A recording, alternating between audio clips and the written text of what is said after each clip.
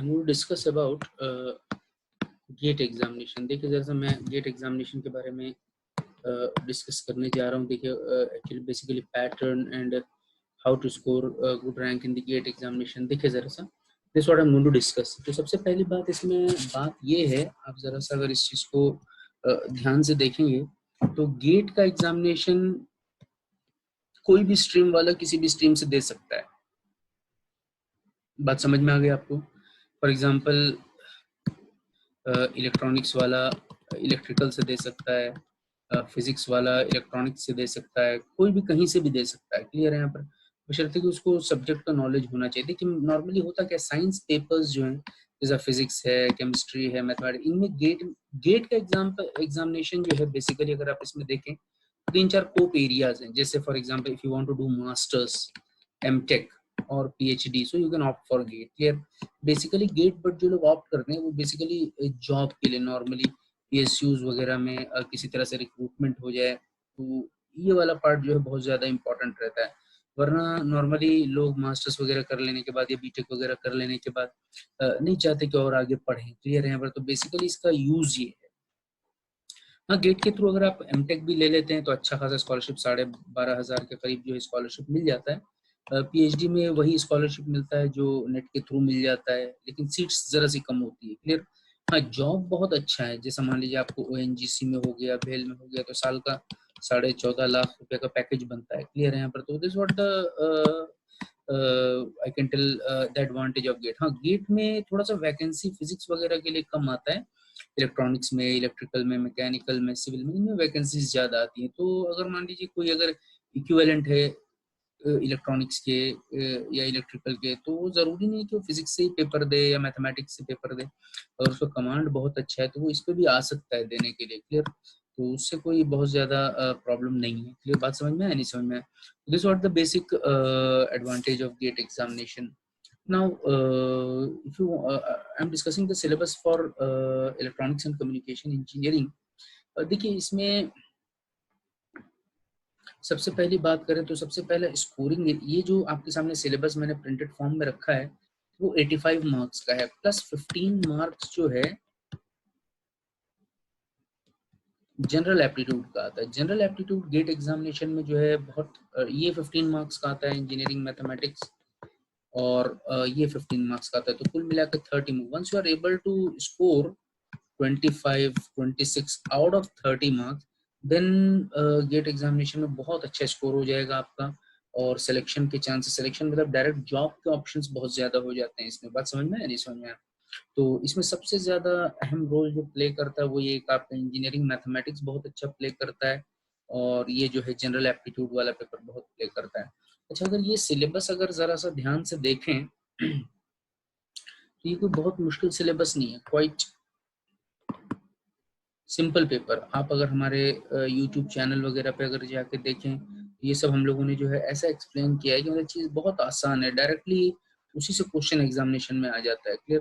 तो part A जो general aptitude का पेपर है वो भी हम लोग चला रहे हैं। तो ये दोनों में हम लोग कोशिश ये करते हैं कि जो हमारे गेट के स्टूडेंट्स हों वो 30 मार्क्स में से 25, 26 अगर ला दें तो बाकी फिर 70 नंबर का खेल है यहाँ पे। देखिए जरा सा, अच्छा ये जो सिलेबस है मैं वर्ड बाय वर्ड रीड तो नहीं करूंगा, लेकिन मैं ओवरऑल आपको बता देता हूँ। अच्छा, ये पेपर आसान किन किन स्ट्रीम वालों के लिए?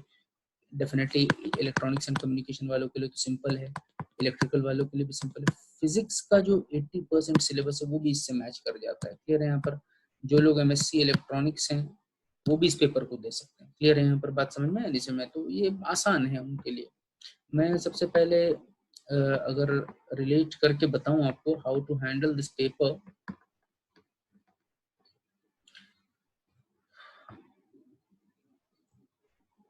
तो आप एक एक जो है जरा सा देखिए आप how I am going to handle this paper one by one. हाँ, सबसे पहली बात ये इलेक्ट्रोमैग्नेटिक्स देखिए एग्जामिनेशन में 8 से 10 नंबर का आता है। क्लियर है यहाँ पर? ये आपका इलेक्ट्रॉनिक्स वालों के लिए भी है, इलेक्ट्रिकल वालों के लिए भी है, फिजिक्स वालों के लिए भी, ये भी सेम पेपर है। हाँ, कम्युनिकेशन थोड़ा सा एडवांस वाला पार्ट है जो फिजिक्स वाले नहीं पढ़ते, बाकी तो पढ़ते ही है, और इसका वेटेज भी अच्छा खासा है गेट एग्जामिनेशन में। ये जो आपका कम्युनिकेशन है, ये 16 नंबर तक का आ जाता है एग्जाम, 16 का 20 नंबर तक का भी आ जाता है एग्जामिनेशन में। अब देखिए जरा सा कंट्रोल सिस्टम, ये भी फिजिक्स वाले जरा सा कम पढ़ते हैं, बाकी इलेक्ट्रॉनिक्स इलेक्ट्रिकल वाले तो खूब पढ़ते हैं। इसका वेटेज भी एग्जामिनेशन में 10 से 12 नंबर का है गेट एग्जामिनेशन में। डिजिटल इलेक्ट्रॉनिक्स बिल्कुल कॉमन है सबके लिए, इलेक्ट्रॉनिक्स वालों के लिए, इलेक्ट्रिकल वालों के लिए, फिजिक्स वालों के लिए 6 से 8 नंबर का पेपर आता है। क्लियर है यहाँ पर बात समझ में है? सिंपल। एनालॉग इलेक्ट्रॉनिक्स ये भी बिल्कुल कॉमन है इलेक्ट्रॉनिक्स वालों के लिए, इलेक्ट्रिकल वालों के लिए, फिजिक्स वालों के लिए, जो एमएससी इलेक्ट्रॉनिक्स है उनके लिए तो है ही है। ये ईडीसी भी बिल्कुल electronic devices and circuits, physics वालों के लिए, इलेक्ट्रॉनिक्स वालों के लिए, इलेक्ट्रिकल वालों के लिए कॉमन। नेटवर्क अच्छा, ये इलेक्ट्रॉनिक डिवाइसेस सर्किट्स एग्जामिनेशन में भी 10 से 12 नंबर का आ जाता है। और ये जो है एनालॉग भी जो है 16 से 18 नंबर का आता है एग्जामिनेशन में। क्लियर? इसको देखिए जरा सा, नेटवर्क एंड सिग्नल सिस्टम ये दोनों मिला के गेट एग्जामिनेशन में 20 नंबर तक का वेटेज रखेगा, 20 मार्क्स का। और इसको बहुत हद तक हर ब्रांच वाले पढ़ते भी हैं। क्लियर है? यहाँ पर स्कोरिंग है, आसान क्वेश्चन आते हैं यहाँ से, समझ में नहीं समझ। तो देखिए कुल मिला के अगर मैं बोलूँ तो अक्सर ब्रांचेस के लिए पेपर कॉमन ही है। क्लियर? आप जरा सा देखो अब, तो गेट एग्जामिनेशन को बेसिकली लोग जो हल्के में लेते हैं, या एक्चुअल में आइडिया ना होने की वजह से कोई कहीं से भी प्रिपरेशन करता है। गेट एग्जामिनेशन का जो प्रिपरेशन होना चाहिए, जो मतलब जिसमें ज़्यादा सिलेक्शन के चांस हो, जिसमें ज़्यादा वैकेंसीज आ रही हो, उस ब्रांच को अगर आप लेके चलें और अगर वो आपके लिए कॉमन हो, तो वो जो है बहुत ज़्यादा अच्छा है, ना कि किसी भी ब्रांच से दे दें। बात समझे? जैसे मैंने आपको एक्सप्लेन किया। अच्छा, ये जो एप्टीट्यूड और ये जो है 15 मार्क का जो है इंजीनियरिंग मैथमेटिक्स है, या मैथमेटिक्स कह लें, it is common for all branch, common for all branches, common for all branches. बात समझ में आया नहीं समझ में आया? तो गेट एग्जामिनेशन कुल 100 मार्क का है। इसमें अगर डायरेक्ट आप एंट्री चाहते हैं तो 80 मार्क्स के करीब भी अगर आप ला दें तो डायरेक्ट आपको कॉल आ जाता है। क्लियर है यहाँ पर बात समझ में? And directly you can opt for job also. Clear? तो गेट एग्जामिनेशन, अच्छा ये सेम सिलेबस जो है ना,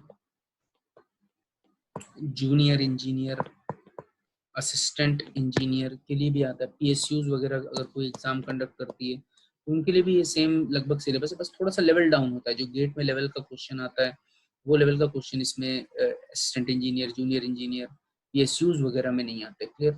बात समझ में है? नहीं समझ? तो लेकिन मतलब सिलेबस मोर और less these are same only. आपने सबसे ज्यादा देखिए स्मार्ट स्ट्रेटेजी तो ये है कि इंजीनियरिंग मैथमेटिक्स प्लस 15 मार्क्स का जो एप्टीट्यूड है उसमें कोशिश करिए कि आपका जो है 26-27 नंबर आ जाए। बाकी तो कोर पेपर है, कोर पेपर में जिसको जितना नॉलेज होगा उतना ही जो है अच्छा कर सकेगा। आप लोग जो है हमारा जो है डेमो लेक्चर्स वगैरह भी देख सकते हैं आप लोग। हम लोग जो इनके लिए क्लासेस चला रहे हैं, demo classes are available at www.scitech, फिर से लिख देता हूँ, scitechstudy.com। यूट्यूब चैनल भी है इस नाम से, आप उस पर भी देख सकते हैं, कोई इशू नहीं है ना। लेकिन गेट एग्जामिनेशन को क्रैक करने के लिए एक सिंपल से स्मार्ट स्ट्रेटेजी जो मैंने आपको बताया वो है कि 30 में से सबसे पहले कोशिश करिए 26 से 27 नंबर लाइए। यहाँ अगर आ गए तो बाकी तो कोर पेपर है, जितना आपको आता होगा वो सेफ जोन में रहेगा। क्लियर बात समझ? This what the basic syllabus. मैंने आपको ओवरऑल मार्किंग पैटर्न भी बता दिया, कैसा है कैसा नहीं है, कौन सा पार्ट ज्यादा पूछा जा रहा है, कौन सा पार्ट कम पूछा जा रहा है। क्लियर? तो किसका बहुत ज्यादा वेटेज है 16 से 18 नंबर, किसका 8 से 10 नंबर वेटेज, ये भी मैंने आपको डिस्कस कर दिया। This what the overview regarding GATE examination syllabus pattern, and this syllabus is almost very much quite simple for other PSUs which are related to electronics, and for junior engineer examination also, assistant engineer examination also. Is it clear? This is what the syllabus what I have discussed.